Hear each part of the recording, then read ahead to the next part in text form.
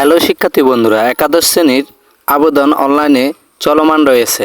আবেদন করতে তোমাদের একটি মেজর প্রবলেম হচ্ছে, সেটি হচ্ছে তোমাদের আবেদন ফি দেওয়া যাচ্ছে না। আবার অনেকের আবেদন ফি কেটে নেওয়ার পরও আবেদন সাবমিট হচ্ছে না। অনেকেরই দেখা যাচ্ছে রকেট, নগদ, বিকাশ থেকে টাকা কেটে নিয়ে যাচ্ছে, কিন্তু পেমেন্ট স্ট্যাটাসে গেলে এখন পর্যন্ত পেমেন্ট হয় নাই। এরকম বিভিন্ন প্রবলেম দেখা যাচ্ছে। তো এ সকল সমস্যা নিয়ে শিক্ষা মন্ত্রণালয় থেকে একটি আপডেট দেওয়া হয়েছে। তো আজকের ভিডিওতে সেই আপডেট সম্বন্ধে আলোচনা করব। ভিডিওটি ধৈর্য সহকারে দেখুন। তো আজকের ভিডিওটি শুধু তোমাদের জন্য যাদের এই প্রবলেম সম্মুখীন হয়েছে। দেখো বন্ধুরা, একাদশ শ্রেণীতে স্মার্ট ভর্তি সিস্টেম সেশন 2024-25-এ এই যে উপরে একটি আপডেট দেখতে পারতেছ।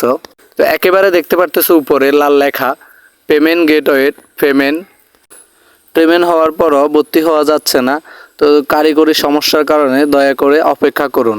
এখানে আরও লেখা আছে পেমেন্ট সফল হওয়ার পরও পোর্টালে আবেদন করা যাচ্ছে না। তো কারিগরি সমস্যার কারণে এই প্রবলেম হচ্ছে। দয়া করে অপেক্ষা করুন। গেটওয়েতে পেমেন্টের তথ্য আবেদন পোর্টালে আসতে বিলম্ব হচ্ছে। এর মানে হচ্ছে তোমরা যে গেটওয়ে পেমেন্ট করতেছো, এই পেমেন্ট তথ্যটি আবেদন পোর্টালে পৌঁছাতে বিলম্ব হচ্ছে। মূলত এই প্রবলেমের কারণে তোমাদের আবেদন ফি কেটে নেওয়া হচ্ছে, আবেদন করতে পারতেছো না। তোমরা অনেকে আবার আবেদন ফি কেটে নেওয়ার পরে আবার পুনরায় আবেদন ফি দিতে চাচ্ছ, কিন্তু আবেদন ফি কেটে নেওয়া হচ্ছে, তারপরেও তোমাদের আবেদন হচ্ছে না। তো তোমরা ম্যাক্সিমাম শিক্ষার্থী একটি ভুল করতেছো, যেটি হচ্ছে আবেদন ফি কেটে নেওয়া হচ্ছে, দেখতে পারতেছো যে আবেদন করা যাচ্ছে না, তোমরা পুনরায় আবার আবেদন ফি দিচ্ছ। তো এটি করার তোমাদের দরকার নেই। তোমরা একটু অপেক্ষা করো। অপেক্ষা করলে দেখতে পারবা 24 ঘন্টার ভিতরে হয়তো ঠিক হয়ে যেতে পারে। তাদের ওয়েবসাইটটি এটিই বলেছে আমাদের সাথে।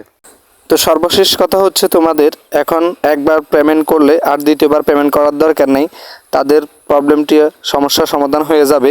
তো ভিডিওটি ভালো লাগে লাইক, কমেন্ট এবং শেয়ার করে তোমাদের বন্ধুদেরকে জানিয়ে দাও।